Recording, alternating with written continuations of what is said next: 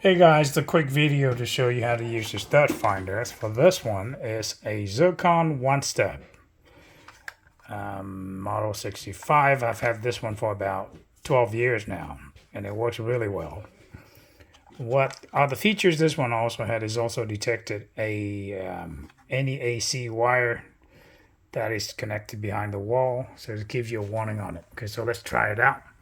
Let's see where you're going to put that. You're going to put it on the flat surface, of course. But one other thing is make sure you have the battery in there. It takes a 9-volt battery for this one. I wish this uses a AA or a AAA, but yeah, no, you got to find a 9-volt battery for this one. What you need to do next is you're going to press and hold that, and you put on the surface. All you need to, well, you know, here you go. All you need to do is just move it slowly. And then is once you find a stud,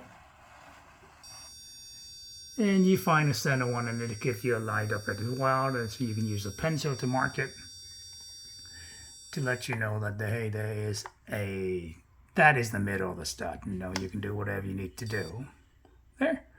Okay, and also there's a little warning there for the electric wire, so be careful when you drill until behind the drywall to make sure you're not cutting any of that. Okay, so that's just a simple way to find a stud, just to make sure that you don't have you punch a bunch of holes on the wall.